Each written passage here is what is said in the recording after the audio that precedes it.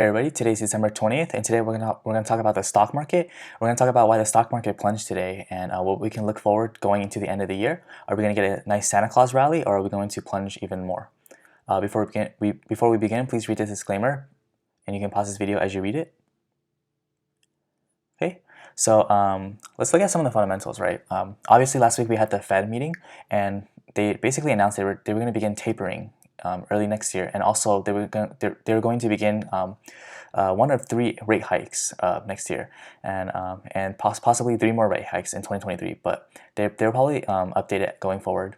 But the point is, like, the market basically doesn't like this news because that's going to stunt growth, right? Higher interest rates is going to lead to slowdown in the economy in terms of higher interest rates to borrow money, higher interest rates for mortgages, and also higher interest rates to borrow money for companies, right? And that might force companies to have to raise their prices, and that's going to affect their earnings per share and stuff like that. So usually when interest rates go up, that's the Federal Reserve's way of trying to curb inflation. And we all know that inflation has gone up a lot this year, and so they have a lot of pressure on their hands to try to mitigate that by raising inflation and also doing some tapering right now because of course we can't keep printing money forever, right? But of course people are anticipating that the market is going to pull back more, even more next year as the Fed begins to unwind their bond buying program and also of course begin raising interest rates. So they're trying to front run that by perhaps selling before the rest of the market sells. Right. Another reason why the market might be pulling back or is pulling back today is over the weekend we had more Omicron cases spreading across the world. Europe is doing more lockdowns, and there's fears that lockdown kind of sentiment might come to the U.S. You know, is the U.S. going to lock down again? Or if so, that's just going to make the supply chain crisis, which is really bad right now, which is also another leading indicator or leading factor in terms of why prices are so high, right? Inflation. Is that just going to make the supply chain crisis worse, right?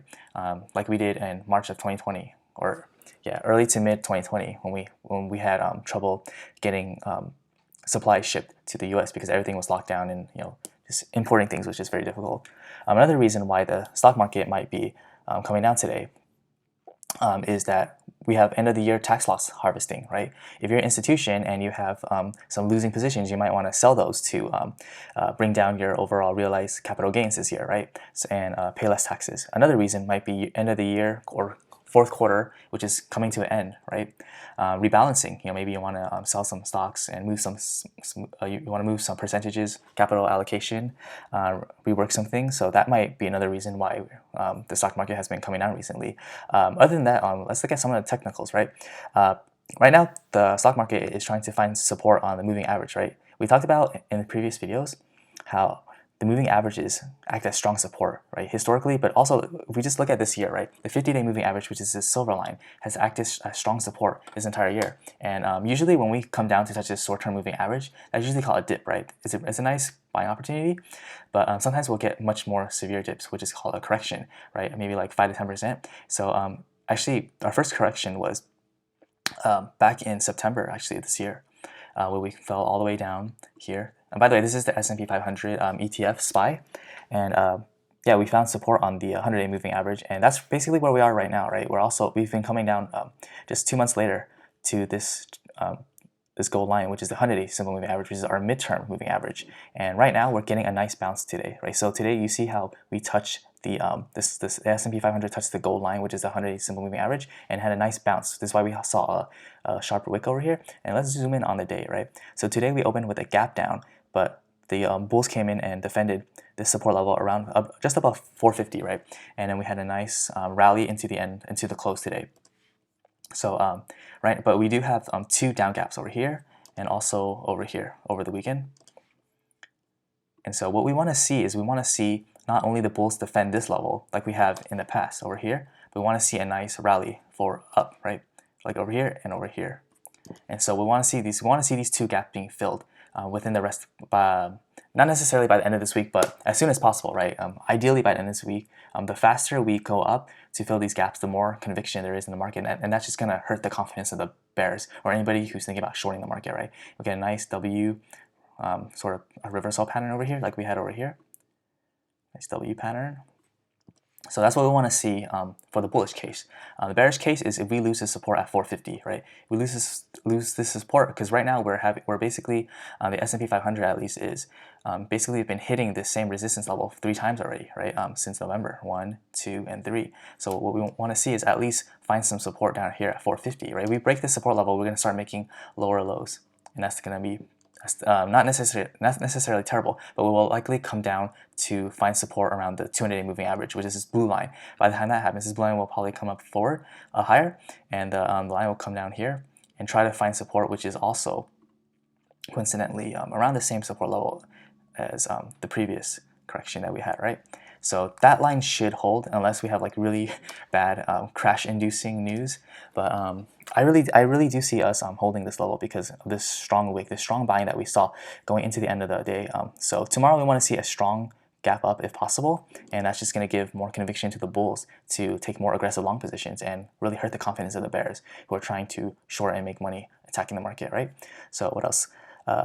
Oscillators are currently neutral, right? We're basically in between, printing some red bars because of course, the pullback, but not necessarily anything terrible, right? Once we have a strong rally to the upside, we'll see more green histogram bars being printed, and we're still in positive territory in the MACD, so the momentum isn't necessarily lost to the downside, right?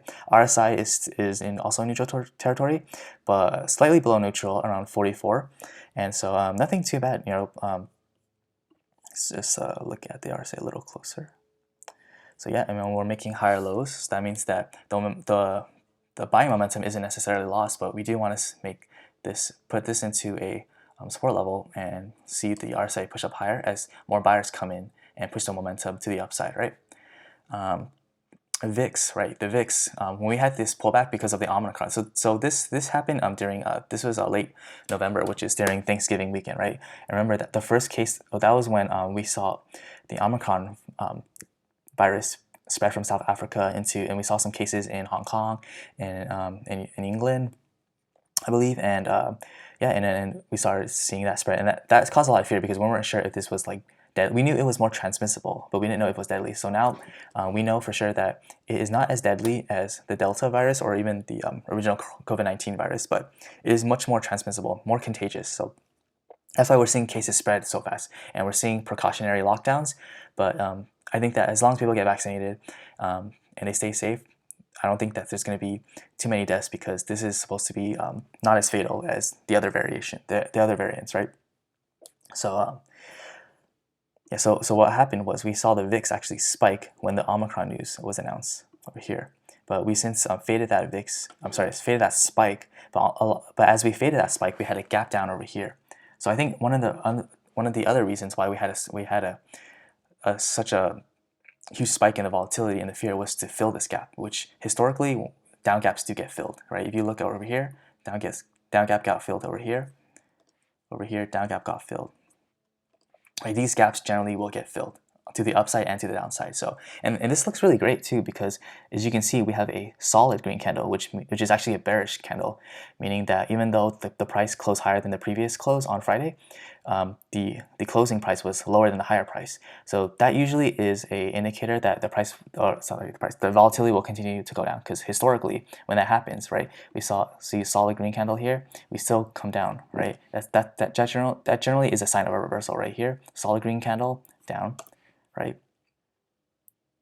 Another solid green candle over here, and then a reversal. So I am expecting the rest of the week for the market to reverse, volatility to come down, and that should give more momentum for the S&P 500 and other stock indices to push up higher. And while we're talking about that, let's just look at the Dow, right? The Dow also finding support on the 200-day moving average, which is this blue line, right? We basically bottomed over here during the Omicron scare, and we went below, but we found support, and right now we're coming down to retest that level. I believe we'll hold it, and we'll come. We want to see the stock market recover and close these gaps, right?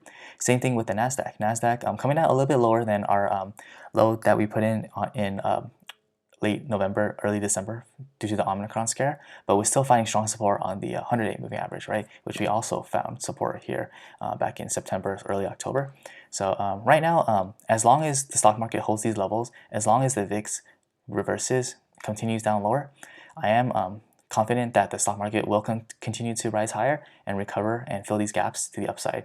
And lastly, let's look at the fear ingredient index. Of course, there's a lot of fear right now.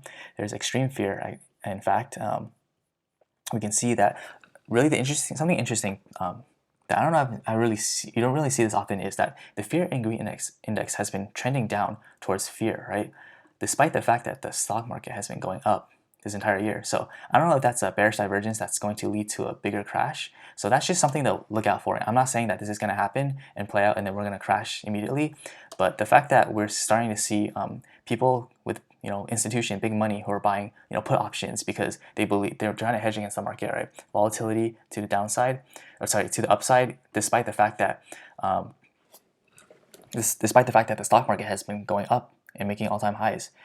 It's just something to think about. That's really just something we want to keep open in the back of our mind, even though the price action looks very bullish, right? We're technically making higher lows and higher highs in the higher time frame. So just to summarize, stock market crashed today due to concerns over future tapering rate hikes and also spreading Omicron variant, which is leading to lockdowns that may or may not spread to the US. I don't think we'll get locked down again, but anything's possible, right? Hopefully we don't see more people dying. But yeah, we want to see the stock market bounce and fill these gaps to the upside. We had a strong run into the close, but we do want to see a gap up tomorrow or sometime this week and just continue to push up higher. And that's going to give more momentum to the upside to the bulls and give them more confidence to push the price even higher. So yeah, so that's the stock market. Thank you for watching this video. If you found it helpful, useful, or informative, please like this video, leave a comment below, and subscribe for updates. I appreciate all your support. Thank you again, and have a great day.